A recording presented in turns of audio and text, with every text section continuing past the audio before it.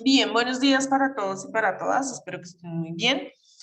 Vamos entonces a seguir con la clase de química ciclo 6. ¿Listo? Entonces veníamos la clase anterior precisamente trabajando algunas preguntas del módulo, ¿cierto?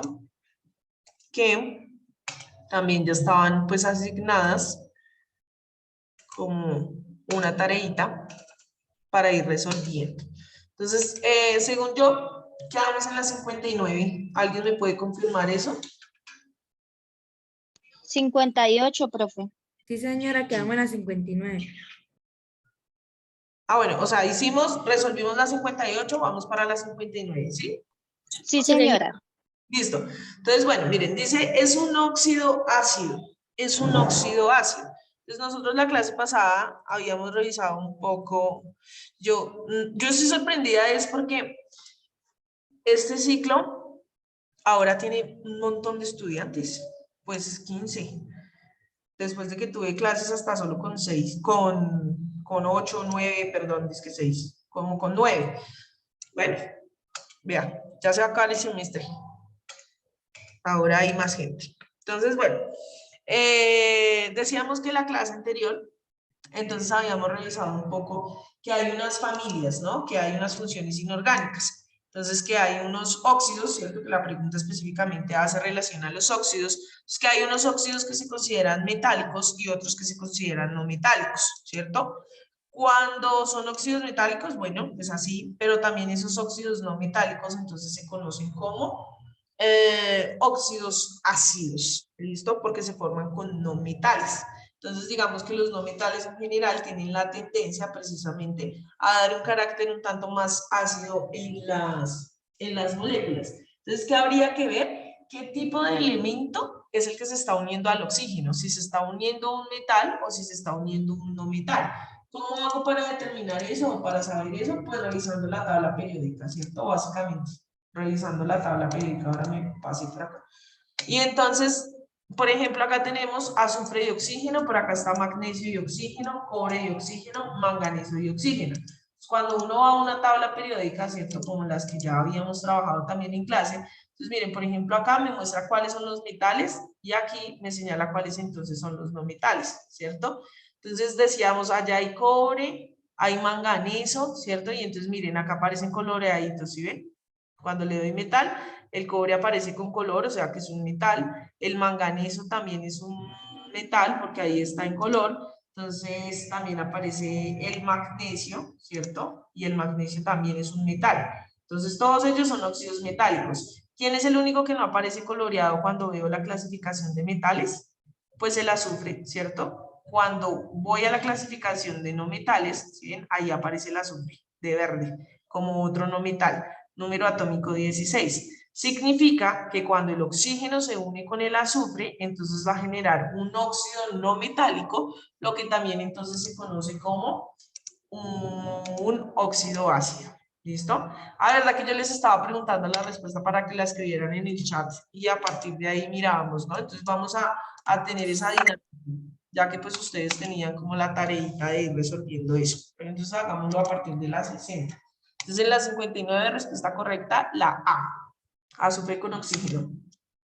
60 dice, si se tiene en cuenta que los elementos que se ubican en un mismo grupo, perdón, presentan propiedades químicas semejantes, es válido afirmar que forman parte de un mismo grupo. ¿Cuáles de esos elementos pertenecen al mismo grupo, a una misma columna? Porque presentan propiedades químicas similares. ¿En serio, Ana? O sea, acabamos de resolver la 59 y ya toca recordar la 59. Pero Wow. es que mi bebé estaba llorando y no alcancé a escuchar. Listo, entonces la 59, la respuesta correcta es la A, pero más allá de saber la respuesta correcta para señalar es el por qué, ¿no? Entonces, ácido, porque el azufre es un no metal.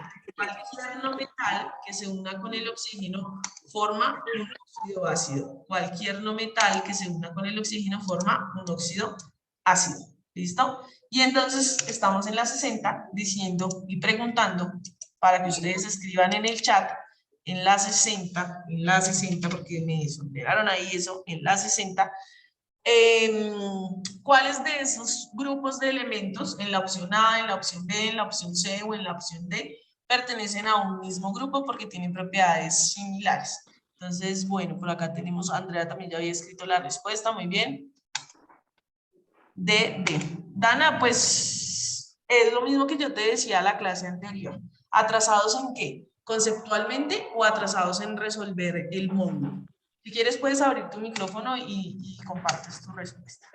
Entonces, muy bien, la respuesta correcta es la D, ¿cierto? El berilio, el magnesio y el calcio. ¿Por qué? Porque pertenecen al mismo grupo, ¿cierto? Entonces están en el grupo 2. El berilio, el magnesio y el calcio están en la misma columna. ¿Listo? 61. Pregunta número 61. La formación de un enlace químico es el resultado de. Entonces, ¿de qué es el resultado de un enlace químico? De un cambio de valencia, de una transferencia de electrones, de una asociación de enlaces o de una transferencia y una compartición de electrones. ¿Listo? Muy bien. Puede ser una transferencia, ¿cierto? Decíamos, hay algunos que son enlaces metálicos, pero no son tan comunes, ¿cierto? Entonces decíamos, si es un enlace iónico, estoy hablando de una transferencia de electrones. Si hablo de un enlace covalente, entonces se comparten los electrones. Y lo veíamos justo en esas explicaciones conceptuales, sobre todo, porque es que más allá de estar marcando respuestas, es la manera conceptual en la cual hemos abordado la clase, ¿cierto? Como se darán cuenta, algunos de los conceptos eran un tanto más de trabajo, ¿sí? Entonces, bueno, velas con eso. 62. Se denominan cambios químicos a los fenómenos que... 62. Se denominan cambios químicos a los fenómenos que no alteran la naturaleza de las sustancias, cambia de estado físico, alteran la naturaleza de las sustancias o D, se disuelven. Respuestas, solo llevo una respuesta, 2 respuestas. Para tantas personas que hay ahora en este curso. 16. Listo. Se altera la naturaleza de las sustancias, por eso se produce un cambio químico. Las sustancias que tenía al principio ya no son las mismas que tenía al final, ¿cierto? Cosa que no pasa entonces en un cambio físico. 63. ¿Cuál de los siguientes fenómenos no es un cambio químico? ¿Cuál no es un cambio químico? Y nosotros hablamos de varios de esos procesos, ¿no? De esos procesos de cambios físicos y cambios químicos, de esos nombres. Entonces, ¿cuál no es un cambio químico? La combustión, la corrosión, la respiración o la evaporación. Entonces, miren, no sé, estoy sorprendida. Wow, no sé por qué. Andrea, ¿por qué la respiración no es un cambio químico? Cuéntame tu argumento al respecto. Porque más allá de llenar y marcar más respuestas, me interesa que parece que hay cosas que no están claras, pero bueno, cuéntame cuál es tu argumento. No solo tú. Profe, yo diría que es el proceso de la respiración porque él pasaría a ser un proceso biológico. Ok, bueno, listo, Andrea, gracias. No solo te voy a preguntar a ti, hay otro montón que puso la C también. Entonces, Lina, ¿y cuál es tu argumento para decir que la respiración no es un cambio químico? Lina Herrera.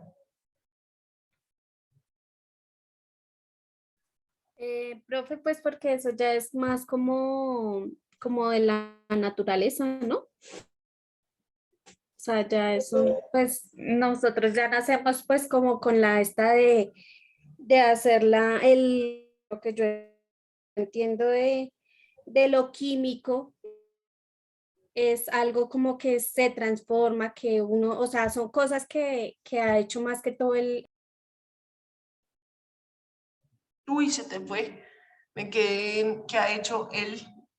Y cerraste el micrófono. el ser humano, profe. Ok. Listo, gracias. Bueno, Bueno, no sé, tal vez el resto tenga el mismo argumento de la parte biológica. Estoy sorprendida, muy sorprendida, porque, Brian, cuéntame. Profe, pues yo digo que es un cambio químico y un cambio físico. Porque químico, porque digamos que es cuando se transforma el dióxido de carbono y el oxígeno, pues ahí sería químico. Y físico, pues por la naturaleza. ¿Cómo así por la naturaleza? Pues sí, profe, la respiración es un método natural. Ok. Pero entonces no entiendo tampoco tu respuesta porque tú estás con todo el grupo diciendo que la sé. Y aquí la pregunta dice, ¿cuál de los siguientes fenómenos no es un cambio químico? Y tú comienzas tu afirmación diciendo, pues la respiración es un cambio químico porque hay una transformación del oxígeno y el dióxido de carbono. Entonces, no sé por qué sigues colocando la C. Bueno, ahora dices que la respiración también es un proceso físico porque es de la naturaleza. Entonces, pilas porque... Vuelvo y digo, estoy muy sorprendida, miren, precisamente dentro de ese contextualizarnos en el estudio de la química, que para algunos puede ser que estamos atrasados en responder preguntitas, en marcar preguntitas, resulta que yo me tomé el tiempo de decirles, miren, de esto es lo que vamos a hablar, esto es la química, y surgió de esta manera y de esta manera y con estas preguntas, donde a nosotros nos interesa comprender el universo, comprender la naturaleza, comprender cómo funciona nuestro cuerpo, cómo funciona el mundo como tal, ¿sí? Y entonces, digamos que lo que puedo notar a partir de la argumentación es un tanto que lo químico sale de mí, que lo químico es externo a mí, ¿cierto? En algunos de los argumentos que ustedes dan.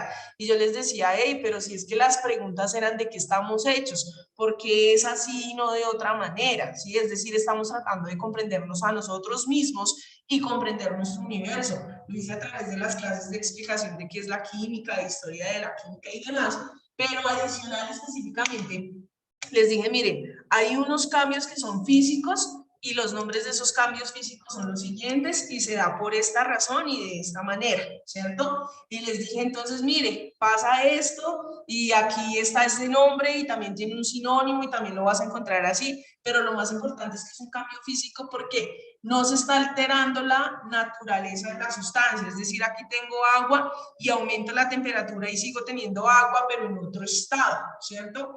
Y les decía por acá, porque son las mismas diapositivas que he utilizado a lo largo del curso, estos son ejemplos de cambios físicos. Mire, corto un papel, se derrite el hielo, se rompe una piedra, se disuelve el azúcar, ¿cierto?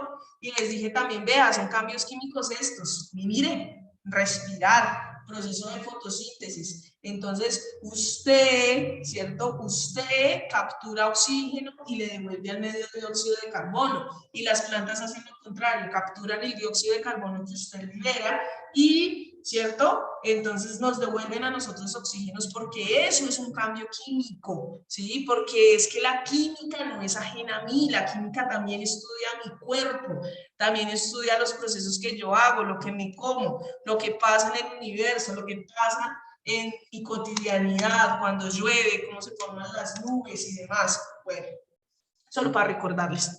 Entonces, por ahí veo que ya estamos cambiando un tanto la respuesta, ¿cierto? Y entonces decimos, ¿cuál no es un cambio químico? Sí, la D, entonces es la D. La evaporación no es un cambio químico, porque en la evaporación yo simplemente estoy cambiando de estado, como les acabo de mostrar en la imagen, y ya lo habíamos hablado en la clase.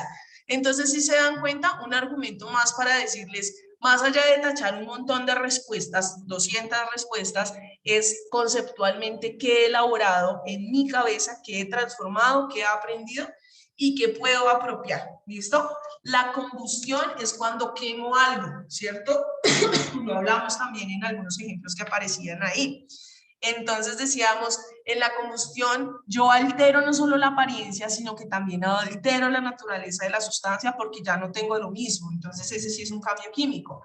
En la corrosión, el desgaste del metal, ¿cierto? Un proceso de oxidación también. Y la respiración, entonces, es una transformación entre el oxígeno que entra por mis fosas nasales, mis vías respiratorias, entra, se metaboliza y luego se convierte en dióxido de carbono y hago el proceso de expiración, lo libero. ¿Listo? Entonces, efectivamente, esa es la razón por la cual la respuesta es la D.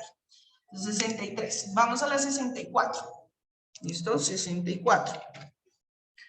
Los enlaces de estos compuestos son covalentes polares y apolares, excepto.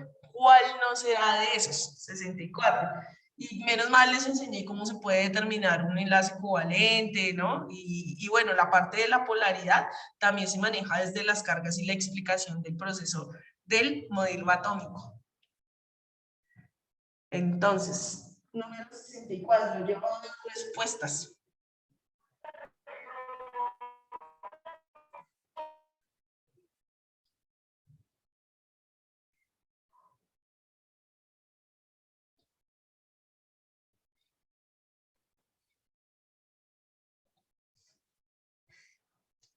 Tres respuestas nomás.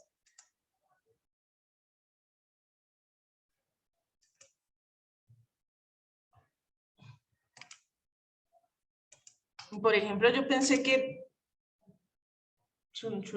no. Sí. Bueno, entonces, pilas. Lo primero es tener en cuenta, ¿cierto? Necesariamente que hablábamos de que el enlace covalente es cuando se comparten los electrones. Se comparten electrones, ¿cierto? Entonces, hay que identificar, ¿cierto? Precisamente en cuáles de esos sí se comparten electrones y cuál entonces es el que no se van a compartir electrones, ¿cierto? Para poder establecer qué es lo que está pasando. Y entonces decíamos, hay que hacer la diferencia de electronegatividades, ¿cierto? Y poder establecer eso. Entonces, miren, entre la diferencia de electronegatividades del oxígeno y el carbono, usted puede hacer el cálculo, pero no más con saber la posición en la que están en la tabla periódica, ¿cierto? Donde tenemos al carbono y al oxígeno tan cerca, significa que tienen valores de electronegatividad muy cercanos, que si yo los resto me va a dar por debajo de 1.7, es decir que ese sí es covalente definitivamente. Cuando tengo dos átomos de nitrógeno y ambos tienen la misma electronegatividad y hago la resta, pues ya sé que me va a dar 0, es decir por debajo de, ¿cierto? 1.7. Lo mismo va a pasar entonces aquí también con el hidrógeno y el floro. Tienen electronegatividades muy cercanas, ¿cierto? De acuerdo a las posiciones en las que se encuentran en la tabla periódica. ¿Quiénes entonces se encuentran en distintas condiciones? Pues simplemente el aluminio y el cloro, por puro descarte de las posiciones de electronegatividades que hablamos en clase. ¿Listo? Entonces, respuesta correcta, la B. Número 65. 65. El número másico del elemento potasio es 39. Recuerden que aparece como número másico o peso atómico o masa atómica. ¿Listo? Y entonces preguntan, ¿eso quiere decir que un átomo de ese elemento posee 39 protones? ¿O eso quiere decir que un átomo de ese elemento posee 39 neutrones? ¿O eso quiere decir que un átomo de ese elemento posee 39 nucleones? ¿O eso quiere decir que posee 39 partículas de protones y neutrones en el núcleo? Que encontraron básicamente ahí, 65.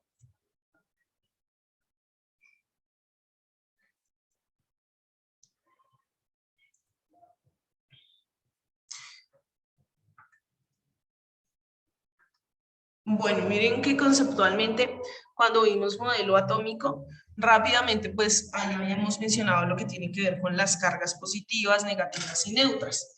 Y entonces yo les decía, miren, ese número atómico que también estudiamos dentro del ejercicio de explicación de tabla periódica, el número atómico, ¿cierto? Me indica la posición en la que se encuentra y además me indica la cantidad de protones y electrones, es decir, que no puede ser la la A, no puede ser la A que ponen algunos. ¿Por qué? Porque yo les dije, el número atómico me dice cuántos protones tiene y aquí me está preguntando por el número másico, entonces no, pues descartada, no tiene nada que ver, ¿cierto?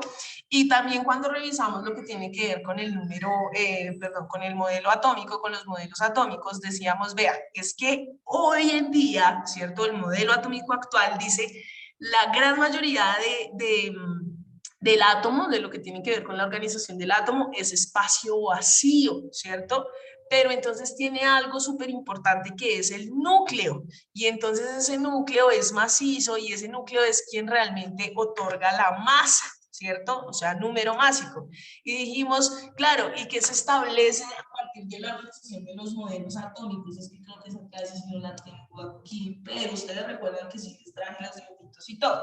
Entonces les dije, ese número, ese núcleo es donde se ubican entonces las partes o las partículas positivas y negativas del átomo, ¿cierto? Entonces, estoy hablando de número másico, estoy hablando de masa, estoy hablando de protones y neutrones en el núcleo. Entonces, ¿sí ven?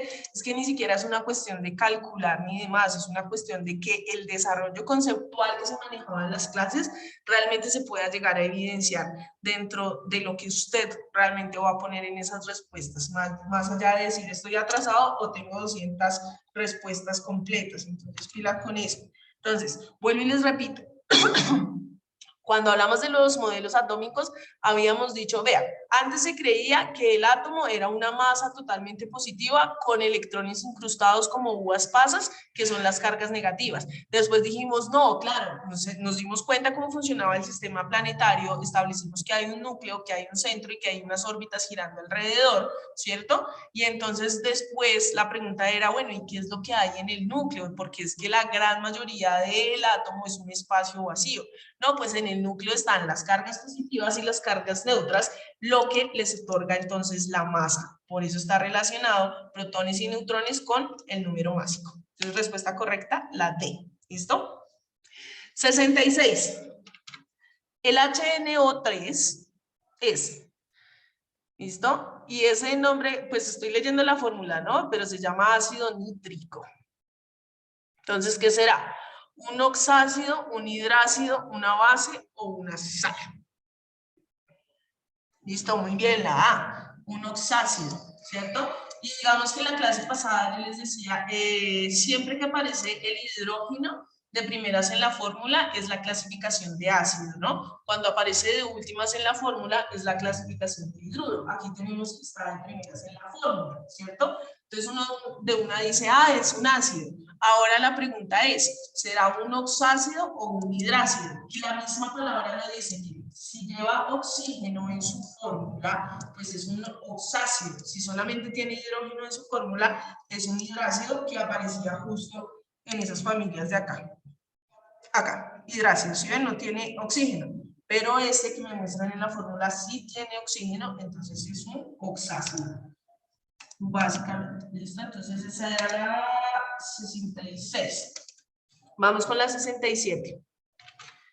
Configuración electrónica, que también es un tema que pues necesitaba su tiempo para desarrollarse, poder explicar entonces modelos atómicos, después poder explicar orbitales, niveles, subniveles de energía, el diagrama de Moller y aprender a escribirlo. Entonces dice la configuración electrónica 1s2, 2s2, 2p6, 3s2, 3p5 corresponde al elemento.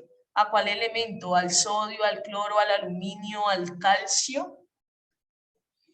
Listo, entonces Brian, George Harlet, Andrea dicen que la B, es decir, al cloro. Muy bien. George Harlet, ¿cómo hizo para saber que pertenece al cloro?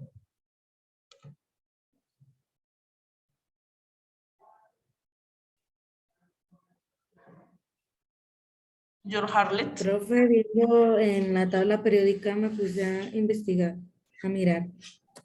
Viendo en la tabla periódica. Bueno, Andrea, ¿qué dices tú? ¿Cómo hiciste tú para saber qué es la B? Pues, profe, así como dice mi compañera, pues analizando en la tabla periódica y en base de lo que usted ya nos había explicado. Ok. Brian, cuénteme. Yo lo hice por medio del número atómico, ya que el cloro tiene número atómico 17. Listo, perfecto, muy bien, entonces es válido, ¿no? Habíamos hecho precisamente una explicación de la tabla periódica donde pues aparece esa configuración electrónica, uno la puede revisar y demás, pero es mucho más rápido lo que dice Brian. Entonces, por número atómico, sumo los exponentes, que recuerden que acá me representan estos números de acá. 2 más 2, 4, más 6, 10, más 2, 12, más 5, 17. Y entonces voy a la tabla periódica y me busco al elemento 17 y ahí me lo encuentro, cloro. 17, ¿listo? O si no, pues entonces, pues tomándome, digamos que tuvieron mucho tiempo George Harlet y Andrea para ponerse a mirar todas las configuraciones electrónicas y darse cuenta, entonces, ahí, acá, que allá aparece configuración 1S2, 2S2, 2P6, 3S2, 3P5 y que definitivamente ese es el elemento. Cosas que se explicaron en clase, ¿cierto? Aunque hasta ahora vayamos en la 67. Vamos entonces con la 68. Si un elemento X más 3 se enlaza con un elemento Y menos 1, el tipo de enlace será válido para él. ¿Para qué tipo de enlace?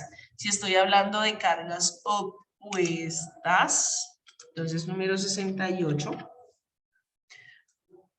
Si estoy hablando de cargas opuestas, número 68. ¿Qué dicen? Uno que tiene cargas positivas, otro que tiene cargas totalmente negativas. 68. ¿En serio? ¿Metálico?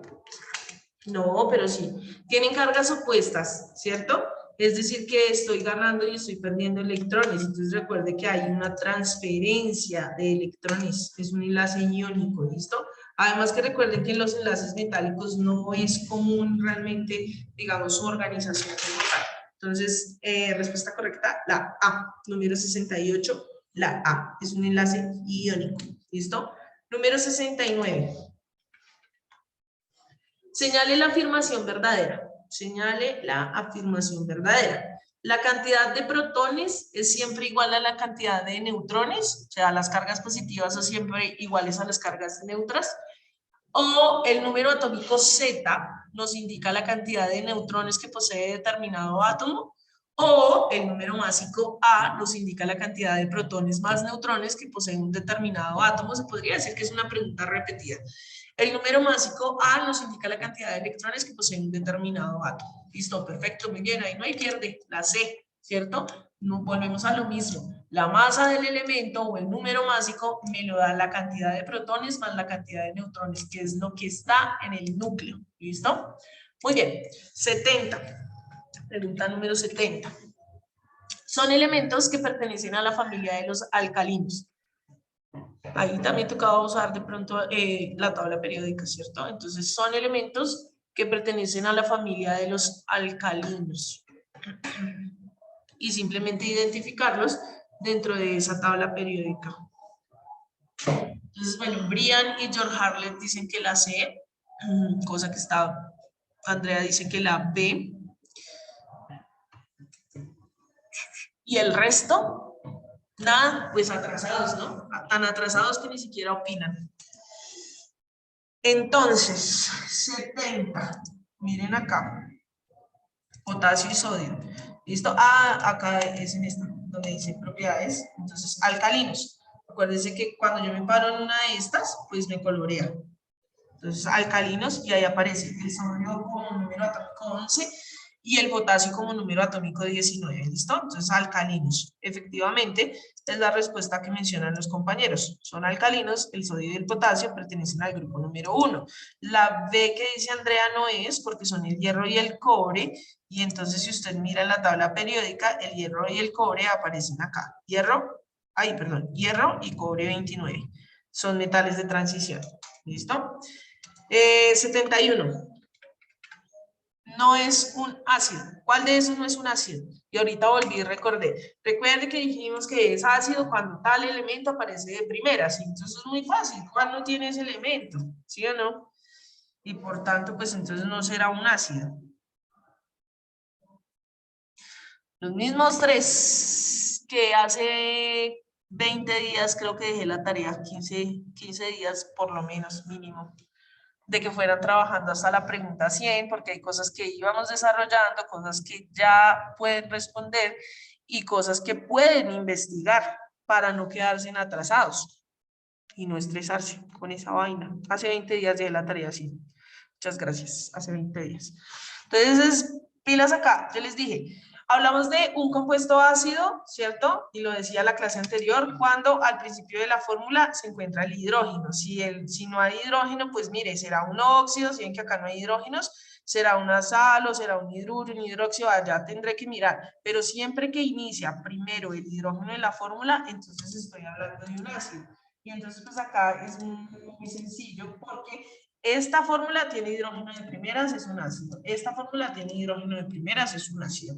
Esta fórmula tiene hidrógeno de primeras, es un ácido. La C no tiene hidrógeno por ningún lado. Entonces, esa es la respuesta correcta. Así de fácil. Por aquí. 72. El número de oxidación para el fósforo en este ácido fosfórico es. Entonces, ¿cuál es el número de oxidación en ese compuesto? Y otra cosa, ¿no? Entonces, atrasamos en la respuesta, pero unos pilos en el concepto, porque nos hicimos una sola clase explicando estado de oxidación y haciendo algunos ejercicios sobre estado de oxidación, entendiendo y calculando, y sumando, y multiplicando y mirando cómo es esa vaina de la estabilidad, ¿no? Entonces, recuerden que el oxígeno siempre es -2, ¿cierto? Que el hidrógeno siempre es +1. Entonces, cuando saco la cuenta, acá tengo 3 cargas positivas para el hidrógeno. Acá el oxígeno, como es negativo, me daría 8 negativas. ¿Qué número me iguala a la cantidad de cargas? Muy bien, la que ponen ahí, D, más 5. 5 más 3, 8, menos las 8 negativas del oxígeno, pues me va a dar 0, que es lo que siempre me tiene que dar. Y perfecto, ¿listo? 73, otra clase que también explicamos y adelantamos, que nos tomamos fue el tiempo en explicar, en aprender realmente, pienso yo, ¿cierto? Las mezclas se dividen en 2 clases. ¿Cuáles son? Uy.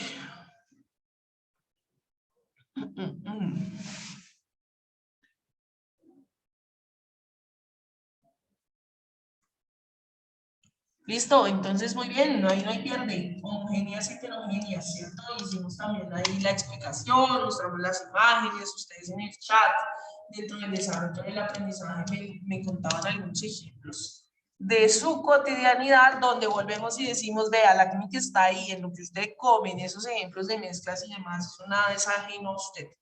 74. ¿Cuáles son los elementos halógenos? Los del grupo 1, los del grupo 7, perdón, los del grupo 1, los del grupo 6 o los del grupo 7. ¿Listo? Perfecto, muy bien. Marcela, ¿cómo hiciste para saber eso?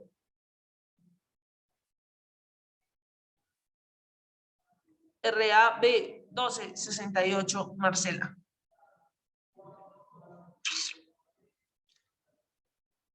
¿Cómo hizo para saber eso?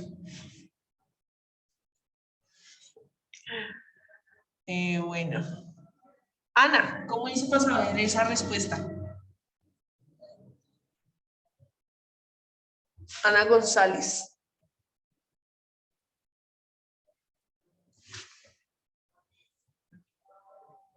Investigué. Bueno. No sé, estoy dudando entonces también de ese proceso de explicación, ¿no? Bueno, investigó, pero ¿investigó en dónde? Ana. Simplemente puso la pregunta en Google ya, porque es que, pues, por si no se dieron cuenta, la profe hizo una explicación de tabla periódica y entonces en esa explicación de tabla periódica, ¿cierto? La profe les decía, hay unos nombres, ¿cierto? Para esos grupos y entonces en los no metales, pues aparece en el grupo 17, ¿cierto? Específicamente, miren. Y ahí, justo con la misma tabla periódica que les compartí un montón de veces los links. Entonces, grupo 7 o grupo 17, porque yo también les conté eso. Les dije que habían unos elementos representativos que se señalaban con la letra A, otros que iban en el centro, que son los de transición. Entonces, bueno, revisando la tabla periódica, pensé que podía ser la respuesta, ¿no? Revisando la tabla periódica, uno encuentra los nombres de los grupos, de los elementos, ¿cierto? Y ahí entonces precisamente va a revisar esto, más allá que de pronto a lo fajardista buscar en Google y no más. 75, es saber el por qué y de dónde y de qué manera yo lo puedo abordar, pensaría yo. ¿Qué elemento se denominó inicialmente aire desflogistizado?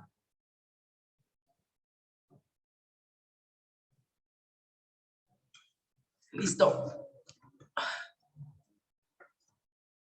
Entonces, pilas, porque recuerden que cuando nosotros vimos historia de la química y mencionamos al señor George Stahl también dentro de su teoría del flogisto, porque si no hubiese surgido la teoría del flogisto, pues la Lavoisier jamás hubiera llegado a hablar de química moderna, ¿cierto? Decía que el flogisto tenía que ver con cosas que se incendiaban. El único acá, ¿cierto?, que permite también ese proceso y demás, pero que no genera ese fuego como tal, a diferencia de las otras sustancias, es el oxígeno. Respuesta correcta, ¿listo? Entonces, vamos a seguir atrasados. ¡Qué vaina! Es que se nos va el tiempo muy rápido. Pero vamos en la pregunta 75, ¿listo? Continuamos la próxima clase. Ojalá vayan aprendiendo algo. Ojalá. Es lo único que yo pido siempre y espero. Nos vemos dentro de 8 días. Bueno, que estén muy bien. Quedamos en la 75, me recuerdan, ¿vale? Que estén Gracias, bien. profe. Hasta luego. Bueno, Vale, profe, muchas gracias. bueno, a ustedes. Chao.